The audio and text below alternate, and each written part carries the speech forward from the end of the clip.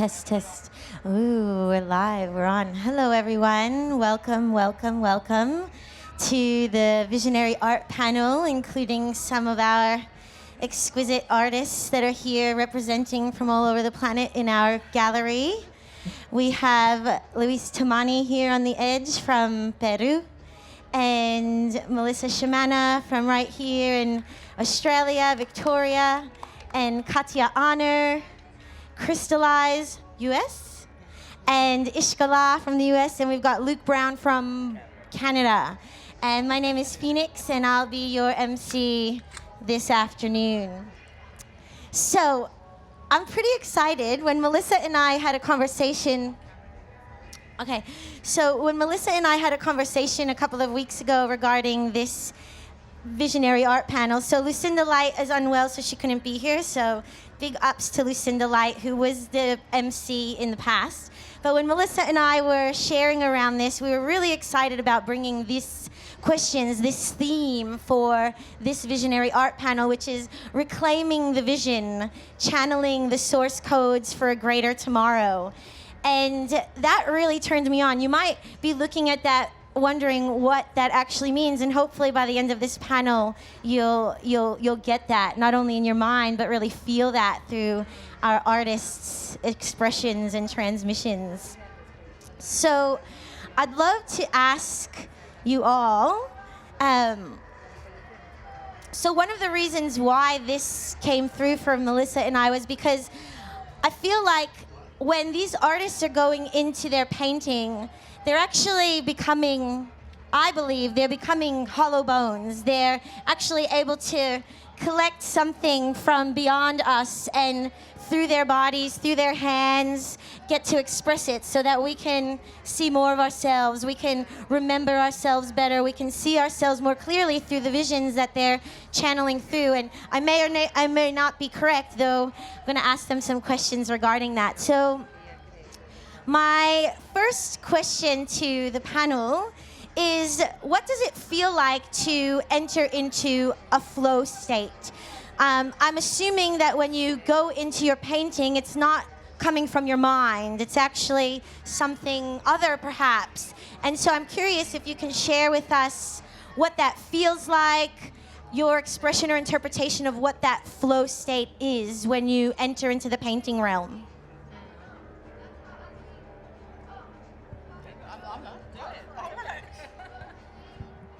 Am I even on? Oh. I didn't mean to grab the mic first, but hi. I just feel like I'm making love on a canvas, and I love every second of it, and I'm beyond time and space, and I'm in bliss, and I'm not quite sure what's happening next, but moving with it, and it's divine. Thanks, Katia. Anyone else like to offer? Yeah, I would say for me too, it's like this divine romance. And I feel like also it's sort of, I feel like I'm giving birth. And in birth, your body just takes over. And you don't really need to think. And that's when, specifically when I am in the flow state of channeling. There's also times when I'm using reference images, and some days with that more kind of, I don't know, left brain activity, it's a different quality, but and there's days when I feel like I'm wrestling with the paint and it's like a struggle, and other times, yeah, there's this flow and something can just come through so easily and so quickly, and I'm amazed at the end of that session or the end of that painting, like, wow, I don't feel like I painted that, and it's this synergy between me and the painting that's speaking to me. We're having a conversation the entire time, and there's a lot of energy exchange in my heart and my body most of the time, yeah. Anybody else? Yeah, the flow state. I realize with the commitment that I have to this art form, this craft, that yeah, it's really just catering every part of my life to that condition and that state. Like it's my art is my priority in my life, and yeah, just making that that condition the most important part, like how to arrive in that place, and yeah. So I'm wondering, I'm curious, is there like a sense of having to get out of your own way when you're painting? Because like any human, we have our own potential of really tuning in, being the channel, but then there's other parts of us that are like trying to get in the way. So I'm curious what that experience is like for any of you. Well, I'd really love to add to that, to what you just said, Phoenix, is that there's a sense of moving out the way, but then there's a sense of aligning all that we are. Like as Luke was saying, our whole life, like whatever we do and choose to do and the way we choose to live, if we align everything so the ego can also be a tool, if we really show up with, you know, what really makes us sing and alive, that we are in a voice of expression from the earth, from the cosmos, from nature, from creation, and then we become that clear channel. But it's not really about removing so much of, like, it's about attuning all that you are, so that attunement, we become the instrument or the vehicle that brings it through and brings that expression and the diversity of each point of consciousness. You know, each one of us bringing through the vision or the depth of that vision, the connection of all. Yeah. I often get insecure and doubt and ego and all the humanness. And I trained in mediumship, and they would just say, look, it's not about me. And I have to tell myself, maybe no one's ever going to see this. I can burn it. No one ever has to know it ever happened. And just paint like no one's watching, because otherwise I would glitch up and and it would just, my insecurity would kill me. I love, Melissa, how you were talking about becoming the instrument and becoming in tune with that creative process. And I think to bring it back to the flow state, you know, the flow state isn't exactly, as Ishka was saying, it's not maybe where we're always creating from.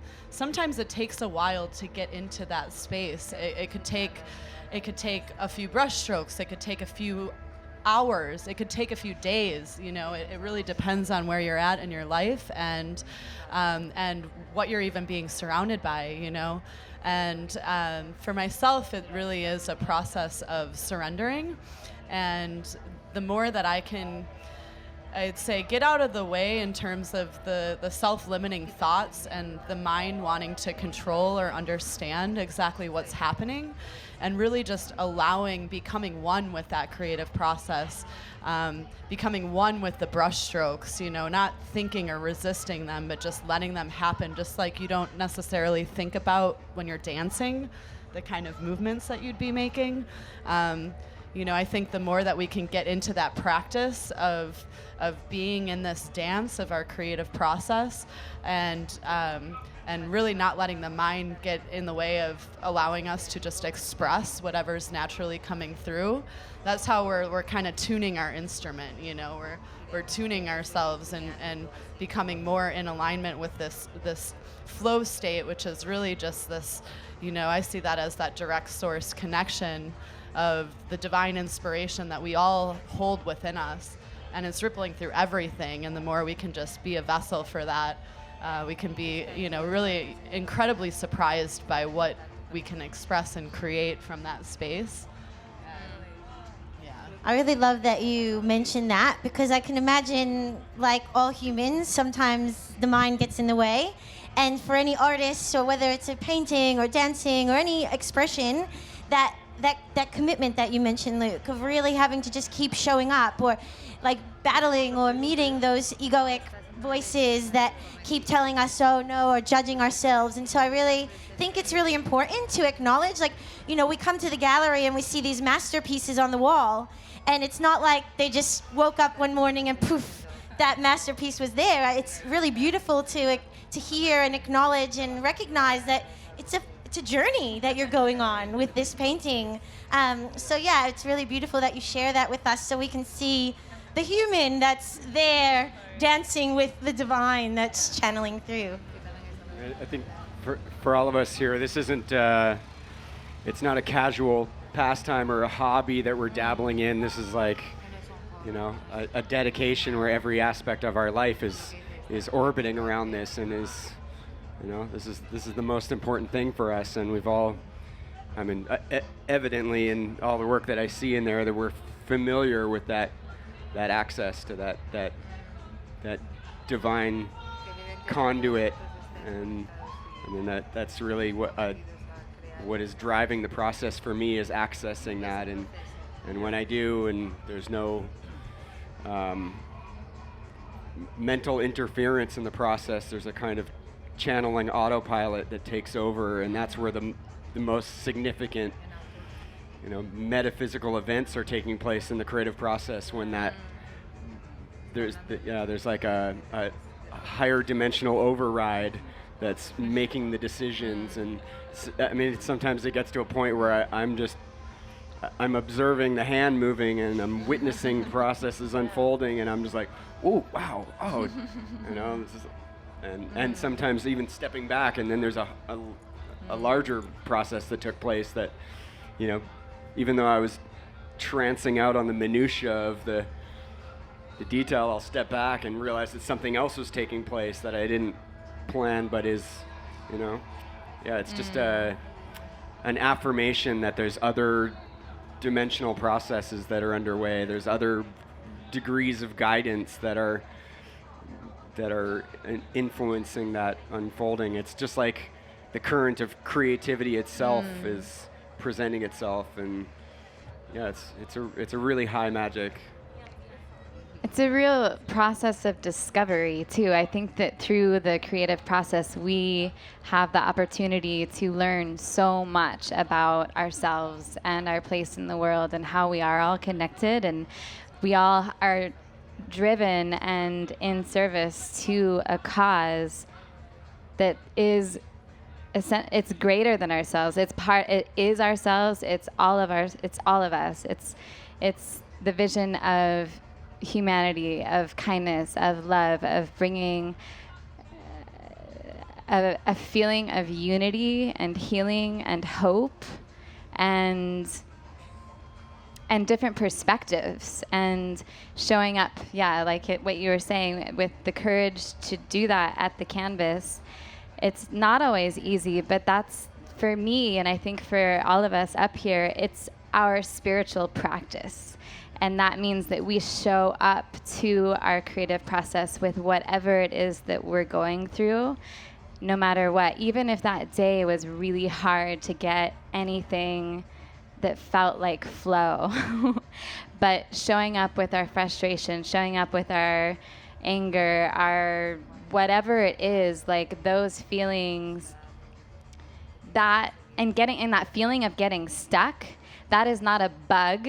That is a feature of the creative process, and being able to work through that feeling of stuck and finding that flow is such a it's such a blessing, and we give thanks. I give thanks for that every moment that I get to experience that. Luis. Hablando del proceso creativo, yo tengo al menos un par de cosas que interfieren en mi proceso.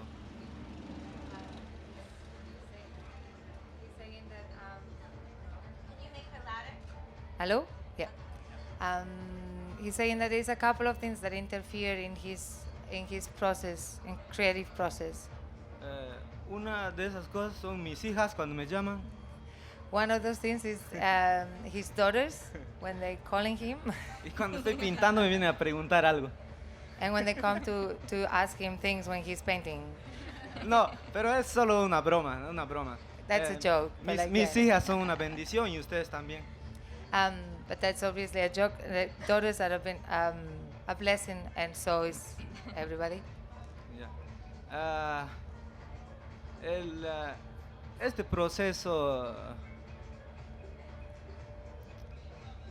realmente para mí es un poco raro, explaining that it's a little bit strange for him, this process.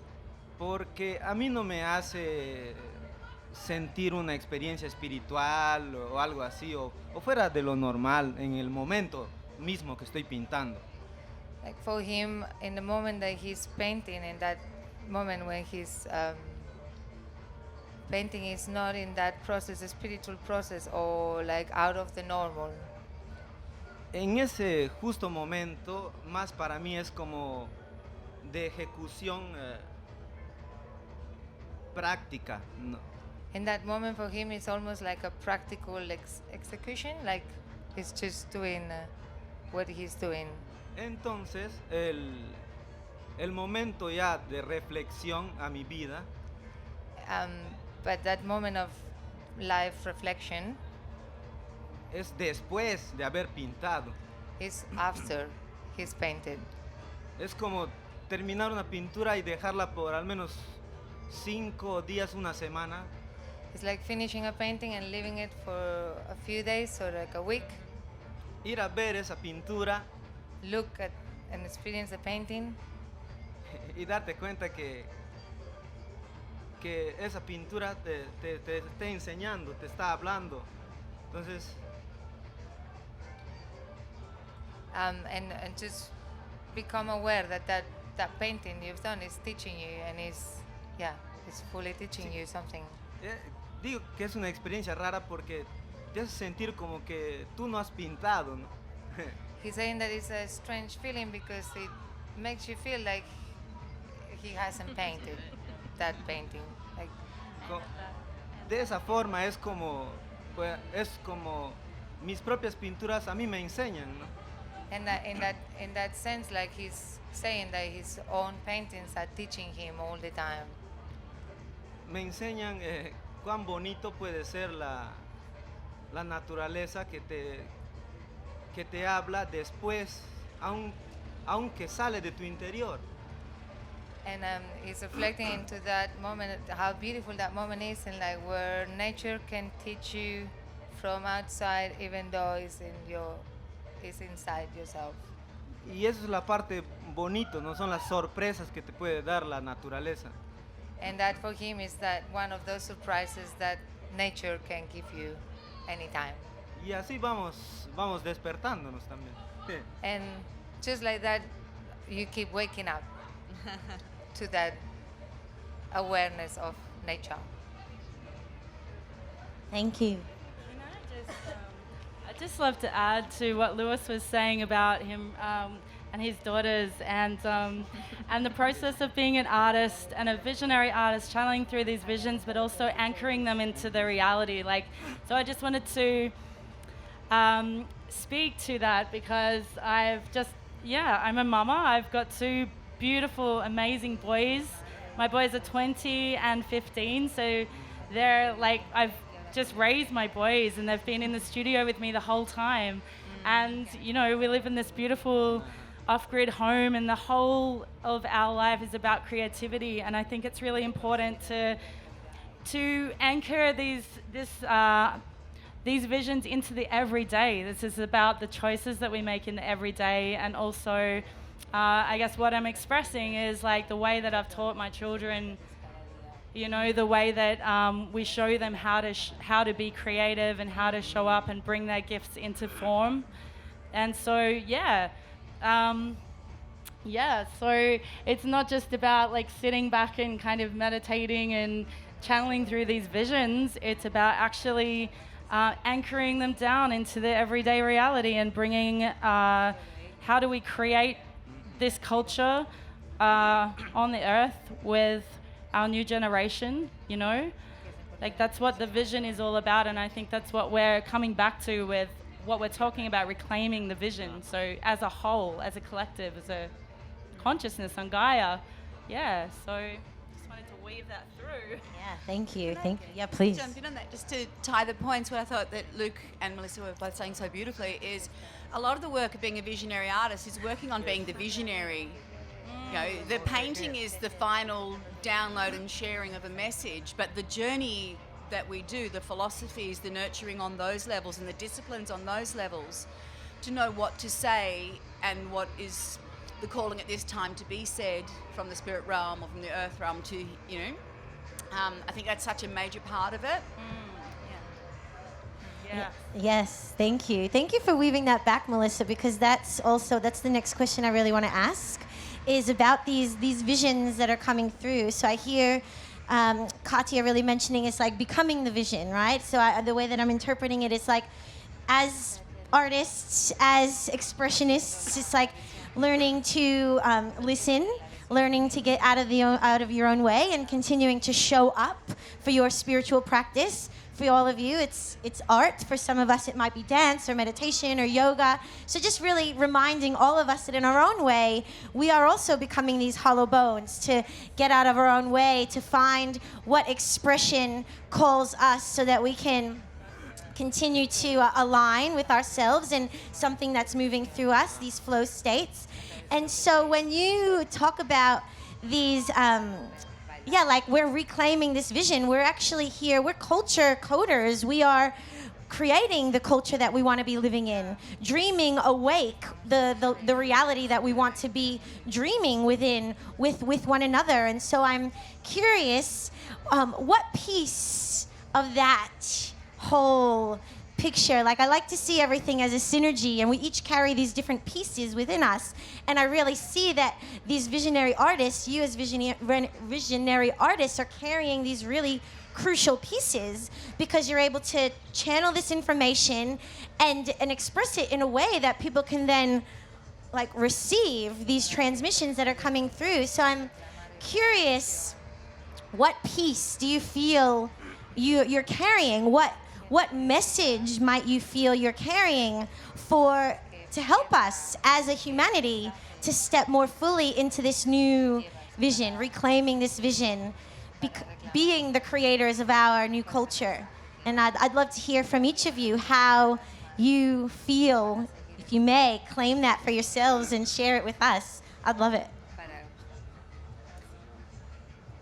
I'm going to leap in and say just my own take is I don't think I'm creating a new future. I think I'm reclaiming mysteries from the past. So it's not new age, it's actually ancient knowledge that once upon a time people would live in a temple for a decade to actually attain what is a Merkaba, what's the flower of life, what are these things.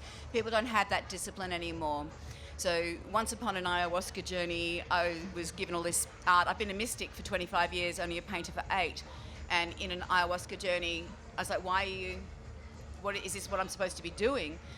And the answer I got was that the next wave, and like welcome millennials, I'm glad you're here at Rainbow this year, may not spend the discipline and the years going through old texts and learning Hebrew so they can read original versions. You know, that dorky old school stuff's probably my thing.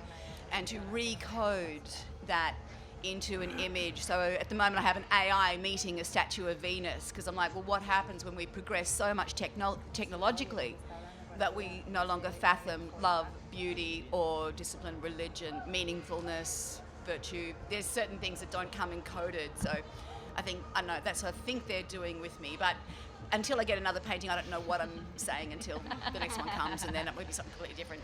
Yeah, thank you for mentioning that. That's part of the conversation we had at the art when you were painting the other night. It's like old age versus new age. It's not just channeling codes from the future, but it's actually channeling codes that have been here for us for probably ever, that maybe perhaps somewhere along the line humanity has forgotten. And so it's like a re-emergence is what I'm hearing you say as well. It's a re-emergence of these codes, this wisdom that's in the earth, that's in the cosmos, that's all around us, that you all are able to bring forth for us to receive. I'd love to hear from someone else, yeah. Well, I was just going to say, and remembering that there really is no linear time. So reclaiming is like realizing that we are like the consciousness and the profound consciousness that we're waking up to at the moment. I think more across the globe is that realization that everything from what we perceive as the past and the future is really just collapsing in on this beautiful 0 point, and we're driving it with our consciousness to where we want to go. And that's why being awake in the vision, being awake to who we truly are as consciousness on the planet, and being and bringing it in and steering it, navigating it from the heart, And so to answer your question, I'd just like to add that my personal little, genesis here, or one thing that drives me in that vehicle is, this totem that I have of the honeybee, and what that means, and just about being like a conduit for the fertile dreams of Gaia. Like, that's personally how I feel. It's these fertile dreams are like the fertile consciousness. If we don't have fertile consciousness, we live in fear. So bliss. Being able to reclaim the vision is reclaiming our bliss, and reclaiming the bliss means changing the culture, and changing the culture means, letting go of the skins of these corporate slavery, this, military industrial agenda that needs to really peel away as we learn. And, what do we grow from there? Well, it's up to us. It's actually up to us right now. Yeah. Thank you, Phoenix. Thank you. I'd love to hear from all of you, actually. For me, it's about tapping into what's universal and what's eternal, and finding, there's the symbols and these deities and archetypes and geometry, all of these things that have existed for all of time, even before humans. And it's about life and remembering, recognizing, and realizing, crystallizing, catalyzing what it is that makes us feel at peace and connected in community, and remembering love. It's about love for me. And finding, what narratives have we been learning from for all of time? What characters have been continually showing up for us in nature, in the plant world, in the spirit world, and all these different dimensions that remind us of our essential nature, of our divinity, of that love. Yeah, and that's what I'm in service to. Thank you. I love hearing you say that's what you're in service to. I just, really love that you're aware that you're in service to something. Thank you. I'd love to hear from someone else. So for myself and my work, and throughout my life, the big theme really is looking into and understanding the interconnectedness of everything. And so I've been able to, through working with sacred geometry and exploring this as this kind of universal tapestry. When we talk about what source codes are, I want to touch on that, because I think that's really a central element of what my work is about. And it is this divine intelligence, this interconnected fabric that we are all a part of. And the more that we can understand that we are a part of something, rather than separate from creation, from nature, but rather to be able to see our reflection in everything, to look into a tree and see those same patterns that exist within us, in our veins and our lungs. Like we are these living, breathing fractals of the universe. And so in working with sacred geometry and these harmonic patterns and really sort of transcendental forms, the circle, the triangle, and their corresponding more third dimensional or multi-dimensional shapes, the tetrahedron, the sphere. They're archetypal principles that are guiding like the language that nature speaks, and that's something that's a part of all of us. And the more that we come into terms with sort of being able to observe and see that language and read it and express it, the more that we can create in harmony with nature and create in tune with everything that's surrounding us.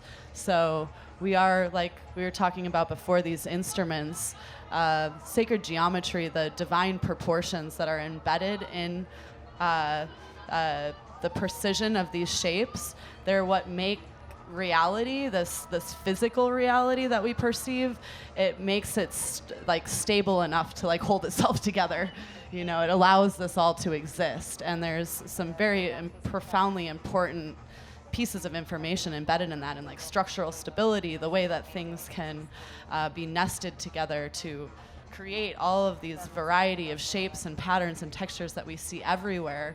And so anyways, I find it very, very important to understand this, because this is, you know, at the root of architecture. It's the harmonics of music. It's the ratio of our bodies.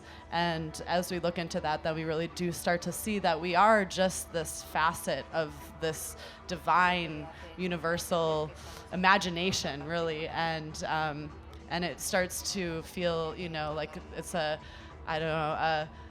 cozier, more connected universe that we're a part of than just these separate beings that are kind of wandering around with our own agendas. That we really are just extensions of this universal energy. And so, yeah. Thank you, thank you. Yeah, so just to recap what I received in my interpretation, is just this real sense that the visions are really bringing this kind of mirror, this reflection of the archetypes that you're bringing through that have different meanings to help us remember that we're connected to something bigger than ourselves, that there is some unity consciousness that's weaving itself through us, with us, to help us remember who we are and what we're a part of. I just want to echo what you said about art being a mirror quickly, because I think that that's such an important piece of how the creative process is this amazing meditative reflection on who we are, and not only who we are individually, but who we are collectively. And so looking into a painting, not only our own paintings, but any painting, there's a mirror that's happening there. You can start to observe and witness a part of yourself in each creation that you look at. And some might feel more familiar to your spirit than others, and some might be like, wow, that's a little bit different to me, but there is an aspect of ourself that's reflected in everything around us.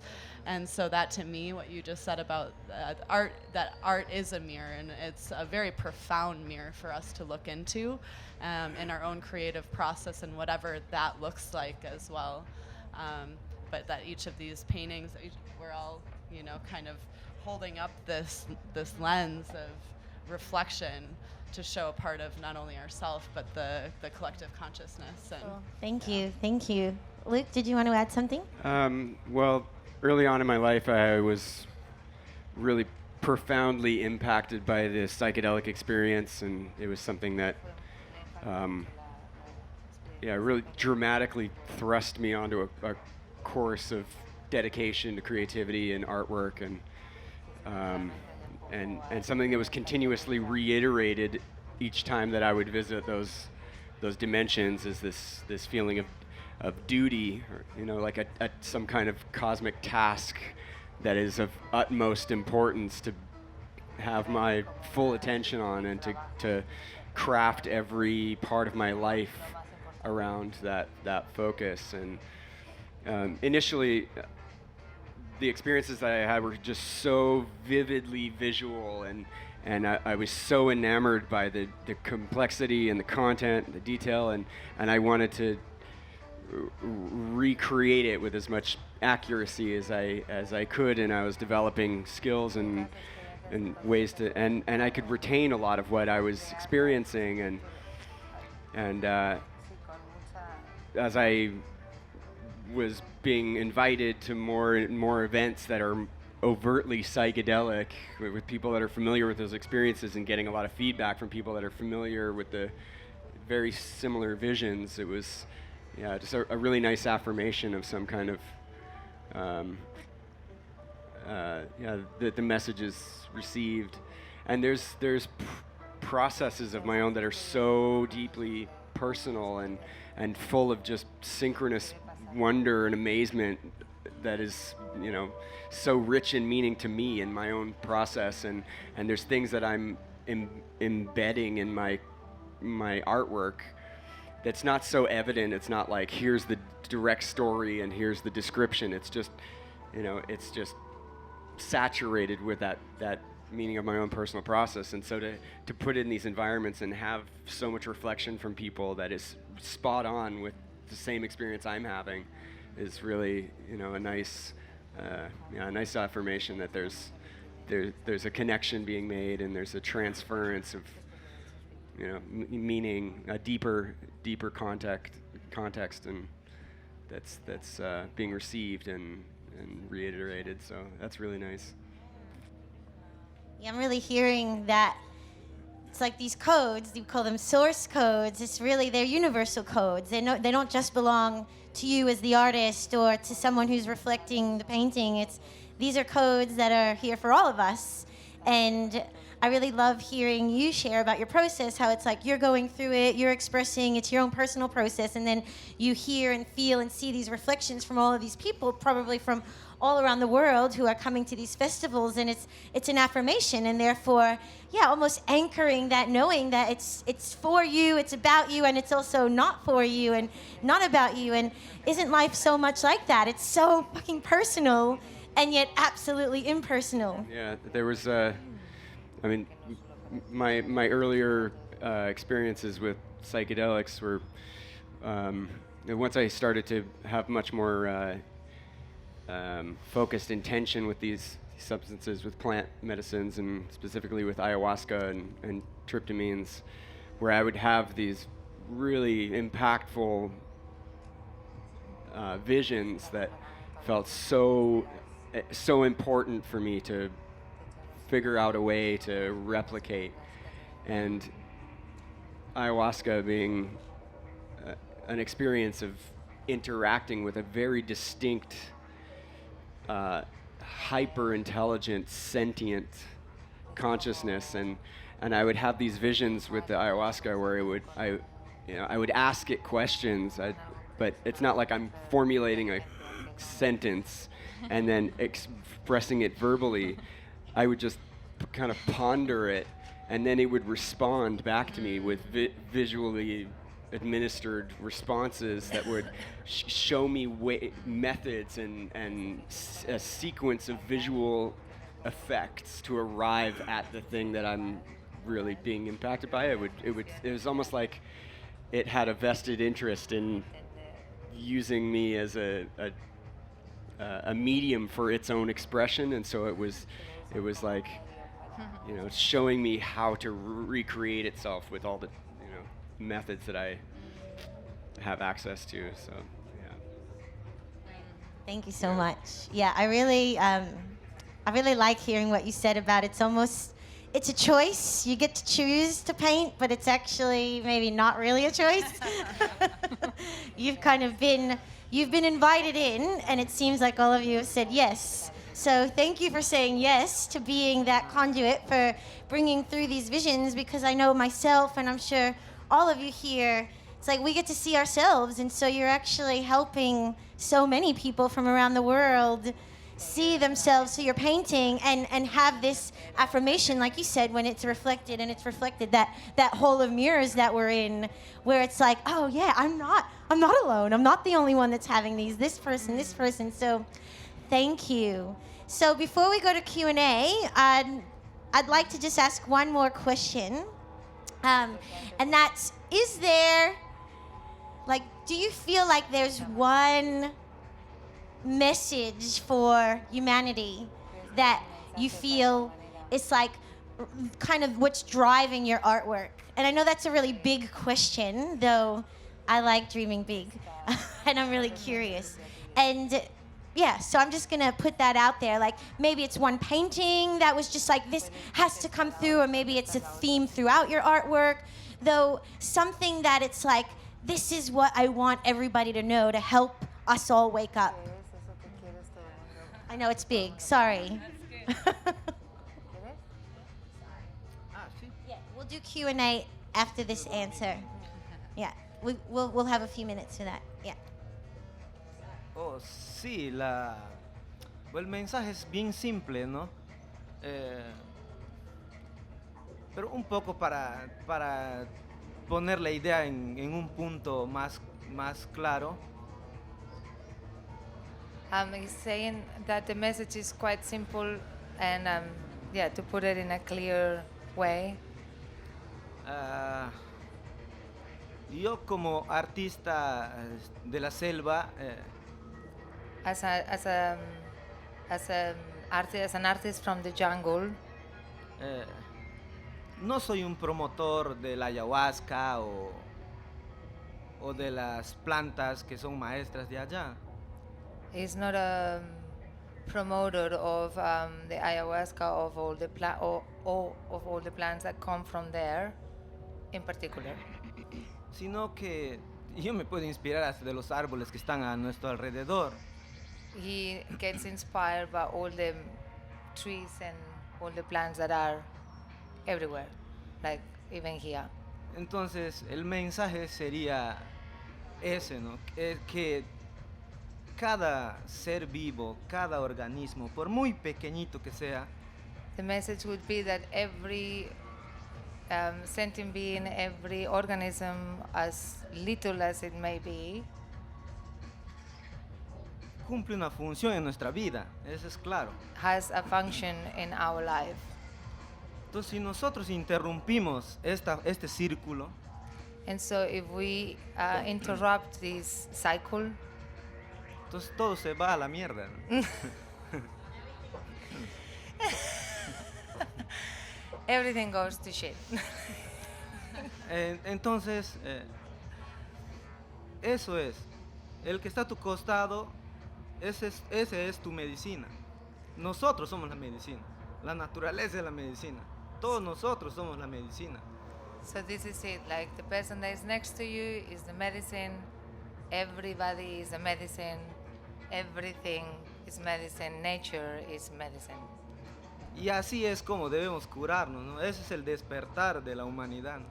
And that's how, that's how we awake, and this is how, that's the awakening of humanity, to realize of that.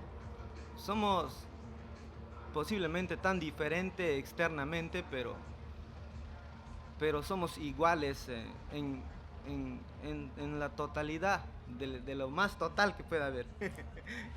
That we may seem really different, but we are all the same, and we are the same as the most totality that you can think. It's just in deep, we are all equal. Eso es lo poco que puedo decir y que he ido aprendiendo al mirar un poco la naturaleza y cómo me va enseñando cómo es, ¿no? El sentido de la vida, el respeto para ella misma, ¿no? And this is the little that he can say he has learned by looking at the plants and by learning with the plants and by learning with nature about how special life is. Ese sería mi pequeñito mensaje. So that will be his little message Muchas about gracias. nature. Gracias. Is there anyone who would like to add to that? It was really beautiful, Lewis. Thank you. So I think just reflecting on what Lewis has said is really beautiful, and that everything, every one of us, we are connected in the most sacred way. And I think the message that I would love to just bring through is just to remember who we truly are. Like, we're not just separate beings having separate lives. You know, as we all know, we're remembering that we are all one consciousness. And if we can remember the multi-dimensional aspect of that, so it's not just, we're actually reclaiming the whole of ourselves, all. That's all. Thank you. Anyone else would like to offer?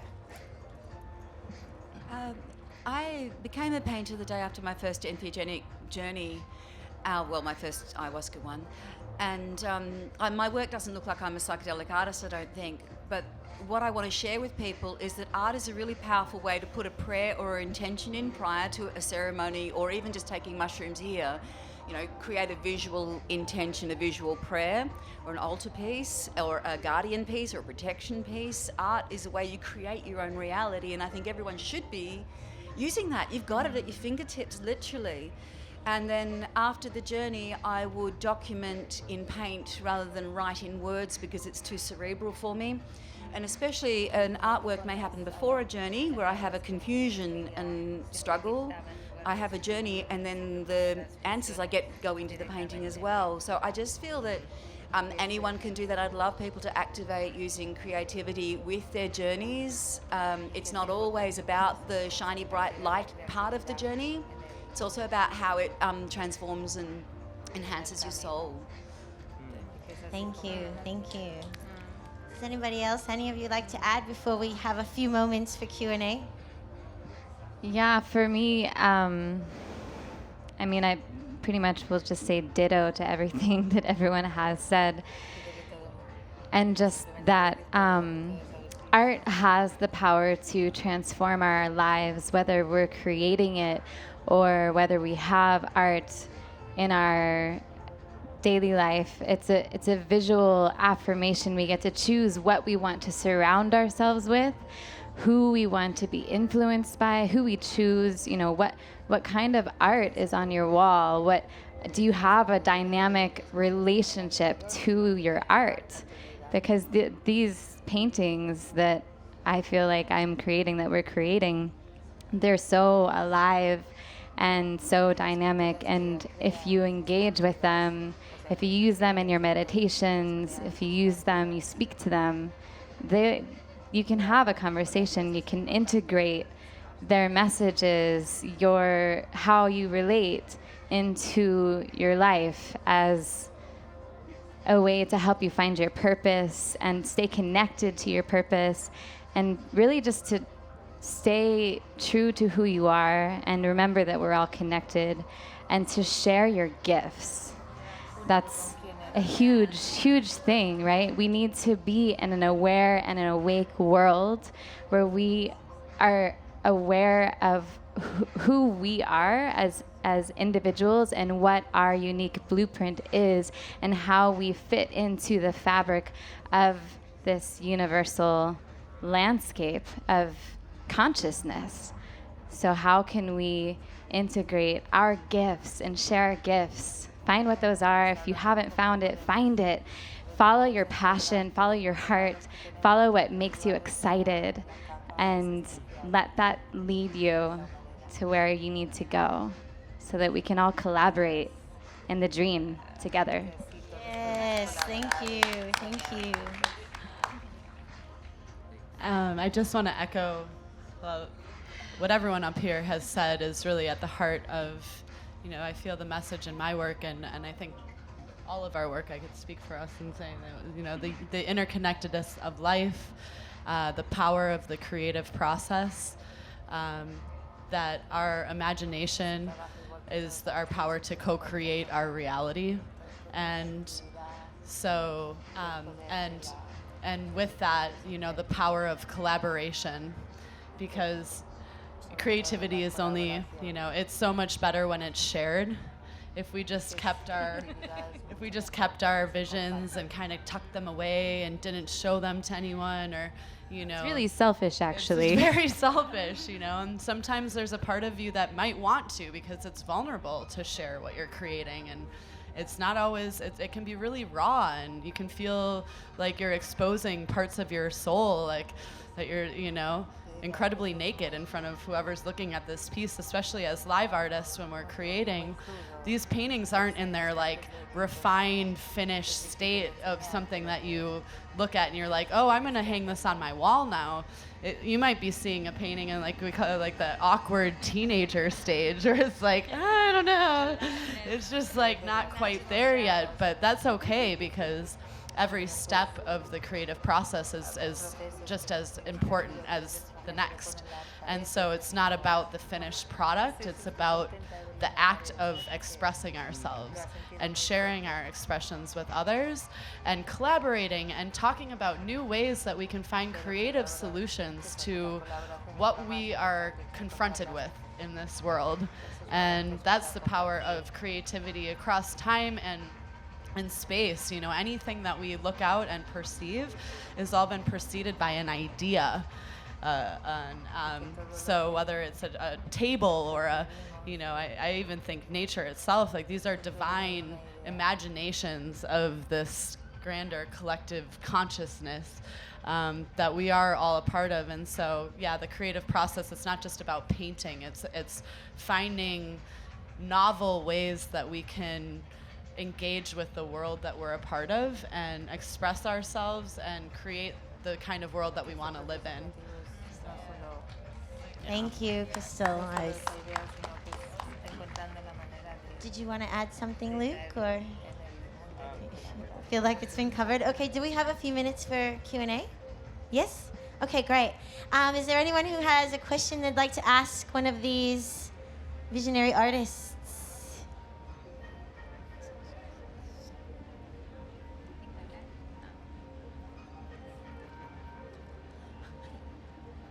So once you do find that inspiration and an idea for a work, a painting, what's like 2 of your best tips of like how to start? I guess that's what's the tricky part? Like, what's the first couple steps of layering or getting the right canvas, right brushes? I mean, I don't know if that's all right to ask. I personally love to find master painters and hang out with them as much as I possibly can. I'll buy them dinner, wine, whatever, flirt, what it takes. But because I actually feel as though I don't know what I don't know. And so sitting with a great artist, and at first I went, who do I love the most? I thought Andrew Gonzalez, so I stalked him all the way to Italy, you know. So you need to learn a language in order to speak through paint. So choose which language style you like. You know, some would say abstract will convey just as much, you know, so you've got to figure out what version of painting techniques will best tell the story that you need to tell. You know, is it soft and emotional? Is it linear? And then look at the artists that you like and see if you can find them teaching anywhere. That's what I would do. And if you don't find a teacher, you can always, you know, we've got the internet. And there's so many amazing images and so many how-to videos on YouTube. I mean, there's so many free resources available at our fingertips. But also just, you know, starting out sketching on paper or just, you know, get a canvas, get some paints, get whatever paints, you know, that you can, there's so many different kinds, but I like golden acrylics, heavy body. They're really, really bright and awesome and great to work with. It can be, you know, it's good to find higher quality paints and brushes if you can afford it. If you can't, get what you can and start out there. But just start playing around, see what happens, experiment. I think a lot of us, you know, we find teachers, we find different techniques, but ultimately it's you who's, who's practicing it, who's doing it. So you just there's only so much you can learn until you just start to do and apply your curiosity and any skills that you want to practice. Practice.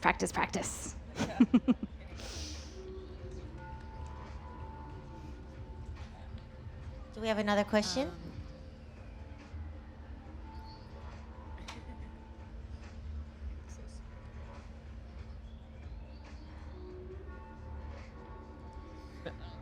Can you hear me? Oh, yeah.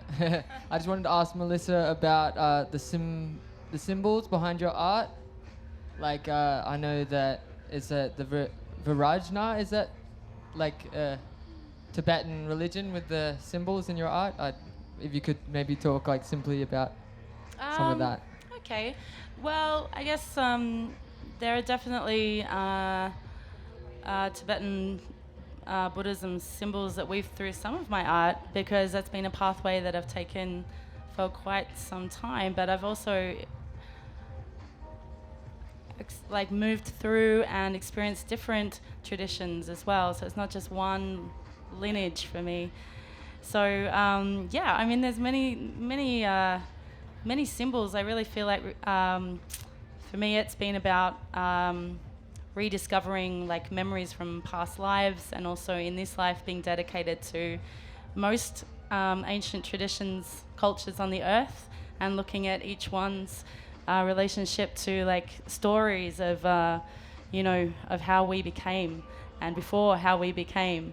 And also I've been really interested in like the Kundalini I guess technology, like our natural ability to experience our full potential, which is called enlightenment, but I think it's a natural state that is our birthright, So I guess everything that you see symbolically in my paintings really is at dialogue with the dance, with that becoming all that we collectively, all of our potential, I see in your smile, beautiful. But yeah. Thank you. Do we have time for one? We have time 5 more minutes for one question, maybe two.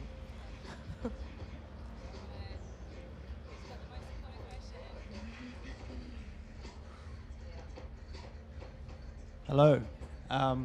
My question to the panel is, we've got all this cohesion amongst everybody and this unification, and something needs to change, and probably in a shorter time frame. And I'm a sculptor myself, and I've been doing that for many decades now. Has anybody got any forward-thinking, futuristic ideas in how we can collaborate people together and form the unity needed, like either in a spiritual corporation or something more developed that can actually stand up against corporations and everything else that we're sort of, I'll leave it at that anyhow. I'll just super quick just say that I've formed a private foundation recently called Vision, Create, Pollinate, which is to do exactly that. But I'll stop talking. I just want to say it's a collaboration. But I love that is the question that we all need to talk about continuously. Do you want to tell us a little bit more about the foundation? Yeah. Tell them how to get in. What? How do you join this? Oh. How do you sign up? No, it's really just about. So you're talking about sovereignty, just reclaiming that sovereign right, living on the earth naturally as natural human beings, and how we create that, how we come together. And this private foundation that I'm doing is really just my own personal stance. It's a way of almost like a facade, or a way of speaking to the law that's been built up here. So it's like it's a buffer point, I guess. And then behind that, I can exist as a human being that wants to create and play and be of service to the whole. And then so what I do is co-create with people, and then create projects through art, through yoga. But it's all about innovating enlightenment on the planet. So that's just something that personally I can do. We all can do. But that's a big conversation. I don't know where to go with that.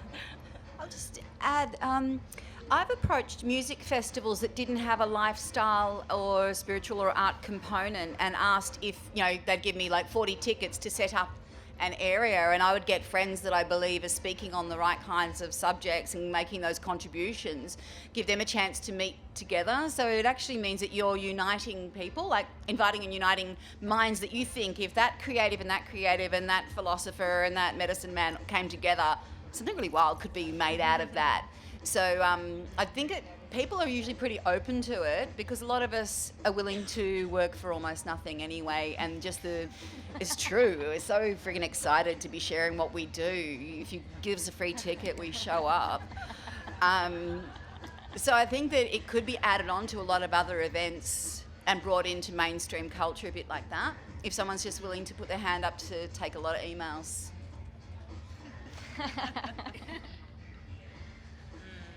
Thank you. I believe, did anybody else want to answer that? Are we complete? Lena, are we out of time? Yeah, okay, great. So we are almost out of time. We're going to wrap it up.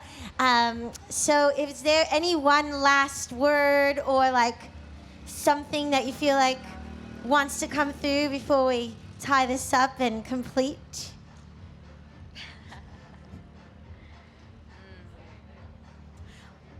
Oh, me. Okay, great. So wonderful. No, okay, great. I would just like to acknowledge where the Evolve Gallery came from, and I really wanted to acknowledge Lisa Aragonello, and it's grown so much, and this to be what it is today, it's just an absolutely brilliant hub of creative culture, and it's an absolute honor to be part of it. And seeing it from its infancy to what it is today, and who knows where it will be, where it will go. But I'd just like to acknowledge that it was her project that's been brought to this point, and also the beauty of the co-creation between us organisers of the gallery, and just really like to acknowledge you, Zoe, and Holly as well, and everyone else that's been part of it, because this is a hub, and it's a hive of creative love. Thank you so much, everybody. And also a thank you to everyone here who spent time in the gallery, who spent time watching us painting and engaging with us. We thrive so much on our interactions with all of you. It's what feeds us. So thank you so much. It's been so wonderful to see you guys experiencing our art and having really moving, like, transformational experiences. So thank you. We would not be here without you. People need art. Art needs people. So thank you. Thank you, thank you. Thank you, all of you, for showing up and sharing your visions with us. Gracias, Luis, Melissa, Katia, Krystleyez, Ishka, and Luke Brown. You can all check out their artwork in the Evolve Gallery. It's open until... I think later on tonight, pickups are from 5 p.m. till about 11 p.m. Great. So yeah, Great. we're wrapping up later on. Wonderful. Yeah. Thank you again, everyone. Have a beautiful rest of your festival, and join us.